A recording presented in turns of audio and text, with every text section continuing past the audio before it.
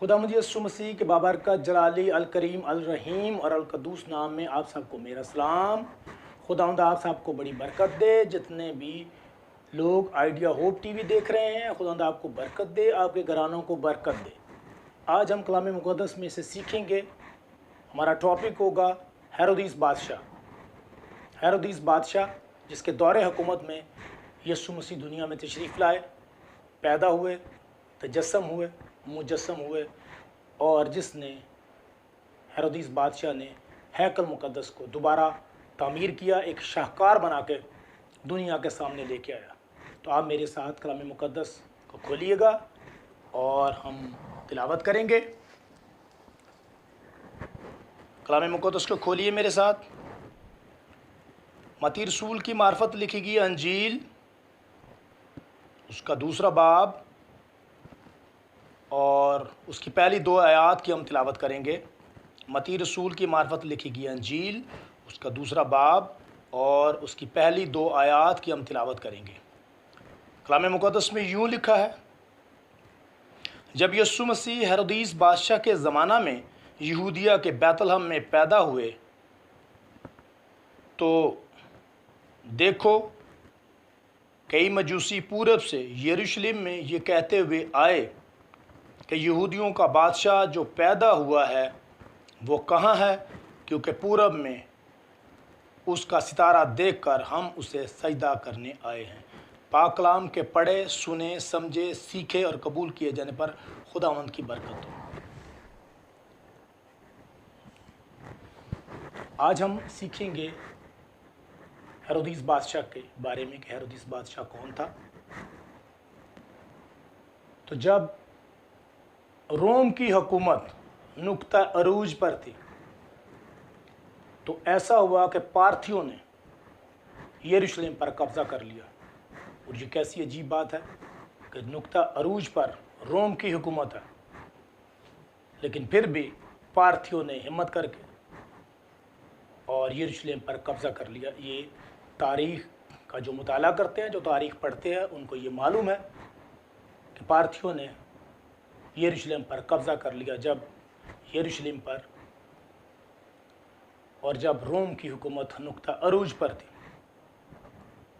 और फिर ऐसा हुआ कि पार्थियों ने और रोमियों ने मिलकर एक चाल चली, एक काम ऐसा किया कि उन्होंने अदूम की नस्ल से, ईसाऊ की नस्ल से, क्योंकि ईसाऊ को अदूम भी कहा गया है, उसकी नस्ल से एक शख्स को तलाश किया और उसको कैसर अगस्तस बादशाह ने यरूशलेम का बादशाह मुकर्रर कर दिया, यहूदियों का बादशाह अपॉइंट कर दिया।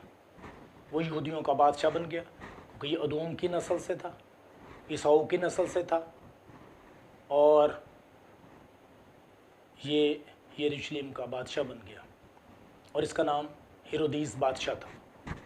हेरोदीस बादशाह रोमी नहीं है, ये रोम की शहरियत ज़रूर है इसकी, लेकिन ये खालिस्तन अरबी है। ये अरबी शख्स है क्योंकि शुरू ही से ईसाऊ की जो नस्ल के लोग थे, ये हमेशा मुखालिफ रहे हैं इसराइल के, और इनकी नफ़रत की जंग हमेशा से जारी थी। तो उन्होंने ये चाल चली कि ये शख्स वो है जो अदूमी है, जो ईसाऊ की नस्ल से है, इसे हम यरूशलेम का बादशाह बना देंगे। और ऐसा ही हुआ क्योंकि ये ईसाऊ की नस्ल से था, इब्ने इसहाक।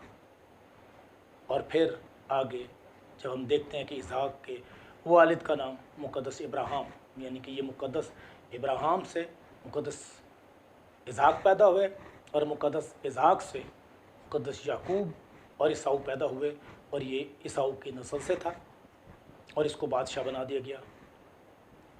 कैसर अगस्तस ने इसको बादशाह बना दिया, अपॉइंट कर दिया, और इसका कब्ज़ा नहीं हुआ अभी तक यरूशलेम पर। और इसने बड़ी कोशिश की।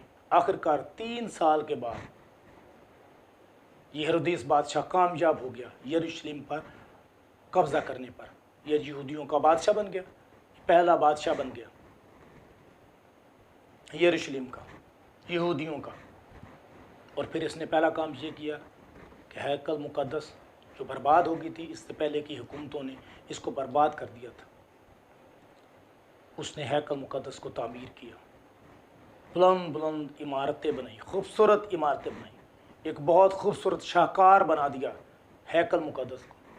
और इसके अंदर से पहले की हुकूमतें हीरे जवाहरात सोना चांदी सब कुछ ले गए थे, लेकिन हेरोदीस बादशाह ने वहाँ पर ये हीरे जवाहरात मोती सोना सब कुछ लगाया, बुलंद बुलंद इमारतें बनाई हैकल के अंदर, और एक शाहकार बनाकर दुनिया के सामने इसको खड़ा कर दिया, खूबसूरत बिल्डिंगें बना दी।